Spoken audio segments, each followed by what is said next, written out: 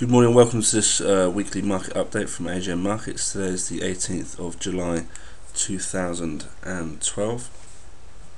What we'll be doing today is going through some technical analysis on Euro Dollar, Cable, Dollar Swiss, Dollar CAD and Gold. Just trying to give some sort of weekly outlook into the markets and also have a little review of what happened last week. We're not making any trade calls or recommendations in this video. You trade at your own risk. If you could please read our full disclaimer on our website www.agmmarkets.com.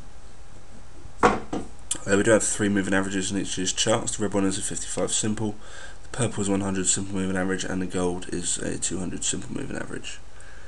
Okay, let's have a look at Euro Dollar. So what do we have last week? Let's just quickly look at the flip to the weekly chart. We spoke last week about the previous week's bearish engulfing candle. Very bearish candle indeed. We said the odds were, some people say that you should expect more of a sell-off after bearish engulfing, but as it's such a big sell-off candle, that we thought that there'd be no surprise if we got some sort of retracement. It's pretty much a kind of nothing candle, really. Pretty much near a doji, equal amount of wick either side of the candle. So a bit of indecision in the market last week.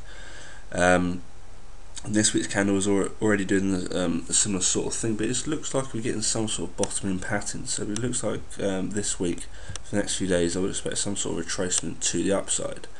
If you flip it to that daily, you can see that the past sort of few days we've had a lot of bottoming in terms of wicks here, especially the last 2 days. Nice sort of reversal candles there. Looks like Euro Dollar wants to retrace to the upside a little bit here. So in terms of any sort of selling opportunities, people are always going to be selling into the strength on the euro. It's been happening for ages, especially the whole fundamental side of it. So in terms of the retracement areas, if we use a Fibonacci retracement tool here, and the 50% comes in at one spot 24.42, and we have the 61.8 coming in at one spot 24.90. So those are two sort of fib levels, but you can see we're already getting stuck here at this this on the 4-hour chart. We're getting stuck at the 55 bar moving average here, and we're starting to sell off some way. So that's the first sort of moving average that we need to get above. In terms of the daily, we're still miles away from all the daily moving averages. Really, the 55 day is at around one spot 28.50 currently, so still a long way away from that. If we flip it to the hourly chart for some more shorter term perspective here,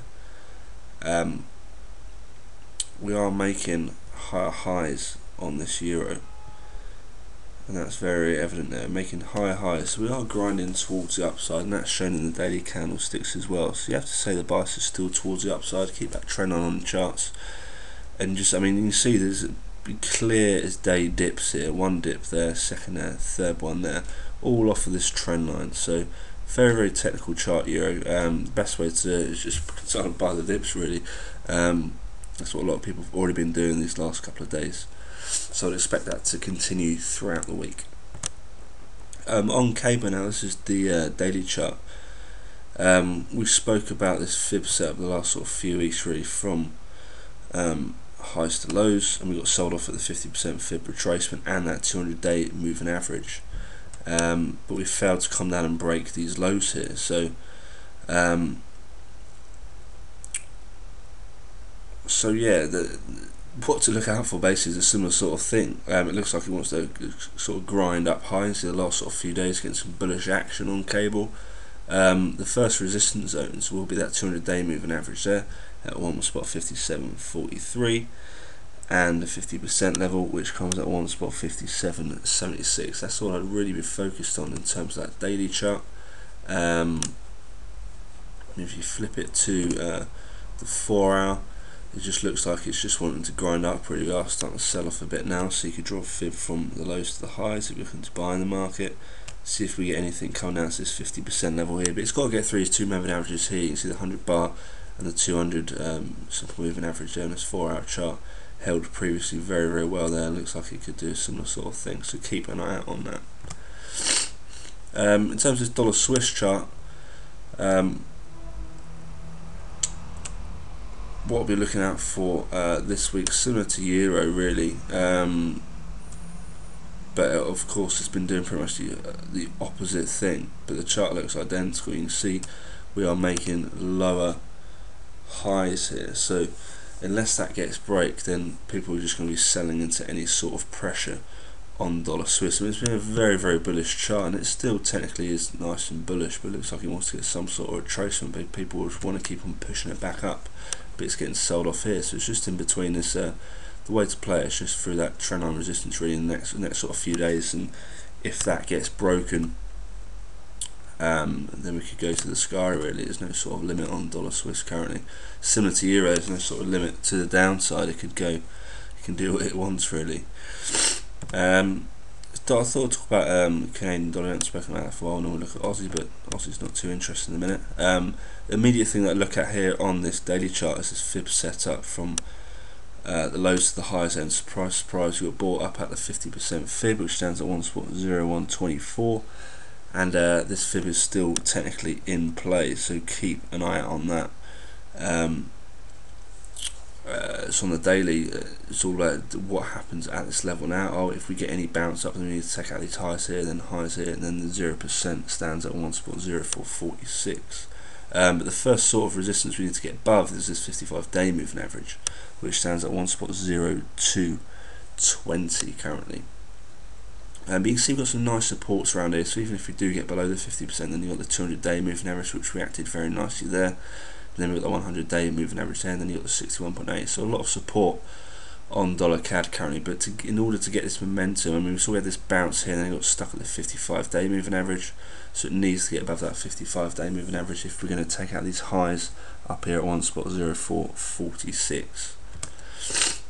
Okay, and on gold, we always talk about the weekly initially, and surprise, we still haven't broken this sort of 1560 range yet. We still haven't had a weekly candlestick close below this level. Now, how many times have I said that?